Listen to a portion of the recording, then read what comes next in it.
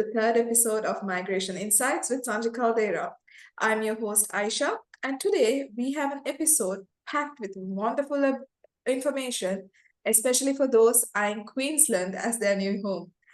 We're also excited to announce that Sanji's upcoming tour to Queensland, Brisbane, at the end of October. Sanji, thank you for joining us today. Aisha, thank you for having me today to talk about Queensland. So Sanji, I'm sure you're very looking forward to discuss the opportunities that Queensland has, especially considering just recently Queensland opened up their skilled migration program for 2024-2025. Uh, could you give us a little bit of an insight about Queensland and what are the highlights of the new skilled migration program?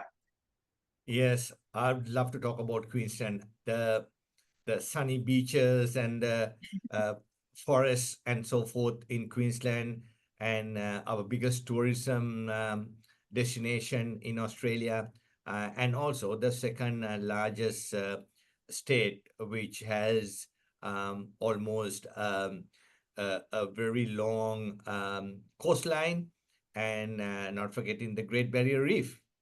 Of course. Let's talk about what is there in for Queensland and how skilled migrants, and they are the people who are interested in what's happening in Queensland. Now, there are some sectors that are very, very popular, Aisha, and that is energy, construction, the healthcare, education, agriculture, and also not forgetting tourism. So these are the great opportunities for people who are willing to migrate to Australia, and specifically to Queensland, and also for the people who are on temporary visas in Queensland. These are the opportunities that are available.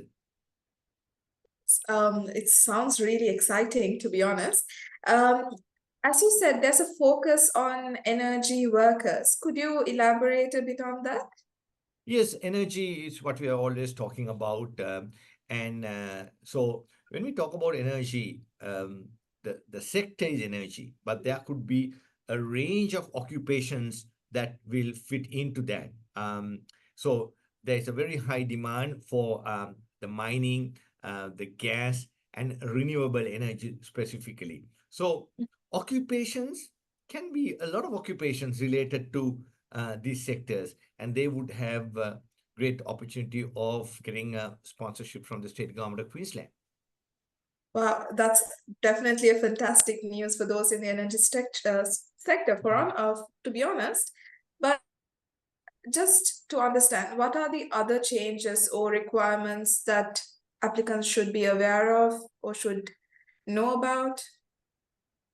Yes, the process of what your question is, a process of how do you apply. So there are two stages. One we'll call expression of interest, which you lodge with the Department of Home Affairs, and a new concept where they are copying from other states, where what we call register of interest. So both of these have to be in place for you to get an opportunity of an invite in order to apply for the state government sponsorship, and then subject to their approval, getting an invitation from the Department of Home Affairs as a state government sponsored, Queensland state government sponsored visa. That can be for the subclass 190 permanent residency, and it can be also for the subclass 491 regional sponsored visa. All right. And I understand that Queensland is offering a variety of pathways of state nomination. Could you give us a bit of more details on that as well? Yes, look, now when we talk about state government sponsorships, uh, Mhm. it can be broken up to onshore and offshore. What onshore means, the people who are living in Australia, and for offshore means people um, who want to migrate to Australia. Now, there could be the first pathway is the skilled worker program, that is people on temporary visas, and they are already in Queensland. Um, then there is the offshore, and that is for people who are out of Australia, wanting to migrate to Australia, and hoping to get a Queensland state sponsorship. Now, they need to have either 5 years of work experience, but of course, if their occupation is in the demand list, 3 years of work experience will be fine. So that's the second one. Then the third one is for really, it is similar to the first one, people in living in Queensland, but here there's something more specific. They have studied in Queensland. So it's called the graduate Oh, pathway. And that is available for people who are in agriculture, engineering, education, information technology, and the healthcare. And not forgetting, there will be opportunities for people in the tourism sector too. So that's the third one. And the fourth one is again really for people who are in Queensland, for especially for subclass 491 visa, where there is an occupation, but they want to be self-employed. So they buy into a business, run the business, have some employees, and then ask for permanent residency through the 491 process. So this is not business migration. It is the general skill migration for skilled workers who are working for themselves by starting a business. wow. There seems to be so many different options. It seems like Queensland is making it easier for people from all over the walks of and parts of lives, to be honest. Now, Sanji, let's talk about your upcoming visit to Brisbane. When will you be there, and what can people expect from booking an appointment from you? So I am hoping to be there end of August, going into the beginning of November. The exact dates will be announced in the end of the program. And people could come and have a chat with me on a face-to-face basis.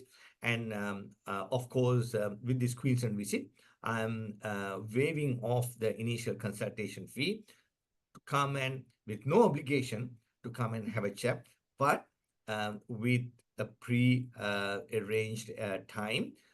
And I'm happy to spend some time face to face and talk about all the options available. And again, obligation free.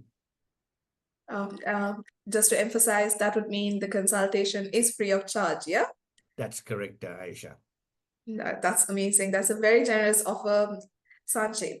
Now, for all our Brisbane viewers, this is your chance to meet with Sanji and explore your migration options. As Sanji mentioned in the past few questions, there seems to be many options that has been released in the new financial year. So make sure to book your appointment early.